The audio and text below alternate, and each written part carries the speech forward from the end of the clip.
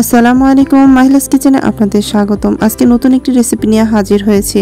আর এটা যে এত মজা হবে তা আমার আগে জানা ছিল না। আমি নিজেও ফার্স্ট টাইম তৈরি করেছি আর খেতে কিন্তু এক কথায় দারুণ হয়েছিল। এখানে আমি একটা ডিম নিয়েছি আর এখানে 1/3 কাপ চিনি নিয়েছি। চিনিটা এবার ভালো করে মিক্সড করে নেব। চিনিটা ভালো করে গলে গিয়েছে। এখানে আমি দিয়ে দেব সামান্য একটু লবণ আর দিয়ে দেব সামান্য একটু বেকিং সোডা। আপনারা এখানে বেকিং পাউডারও ব্যবহার করতে পারেন। এই দুটোও খুব ভালো করে মিশিয়ে নেব। এখন দিয়ে দিব এখানে 1/3 কাপ পানি আর পানিটাও খুব ভালো করে মিশিয়ে নিব। আর ভিডিওটি ভালো লাগলে অবশ্যই লাইক, কমেন্ট, শেয়ার ও সাবস্ক্রাইব করে আমাদের সাথেই থাকবেন। এবার আমি এখানে দিয়ে দিব 1 কাপ সুজি। এখানে আর আটা ময়দা কোনো কিছু দেওয়ার প্রয়োজন নাই, সুজিটাই খুব ভালো করে এটার সাথে মিশিয়ে নিব।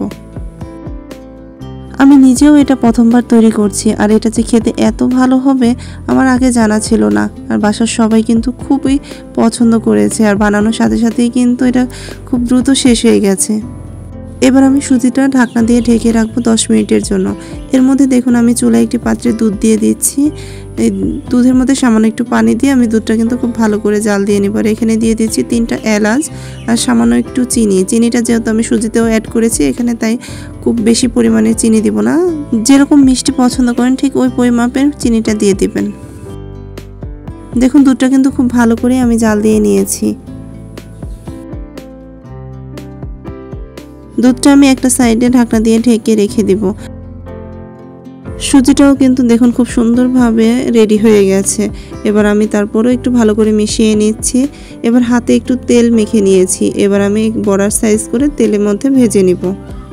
আর এটা কিন্তু আপনারা দেখলেই বুঝতে পারবেন, খুবই ইজি। তেলটা কিন্তু খুব বেশি গরম না রেখে কুসুম কুসুম গরমের মধ্যেই কিন্তু এই বড়াগুলো ভেজে নিতে হবে। ভিডিওটি ভালো লাগলে অবশ্যই একটি লাইক দিতে ভুলবেন না।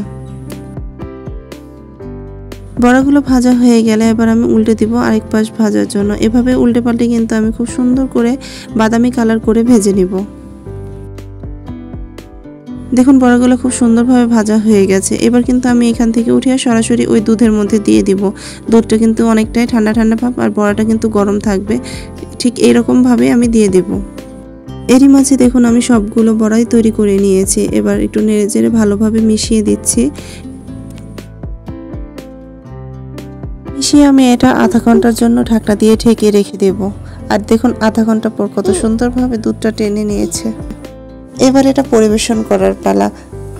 একবার এটা বাসায় তৈরি করে খেয়ে আমাকে কমেন্টের মাধ্যমে জানাবেন যে এটা কেমন হয়েছিল।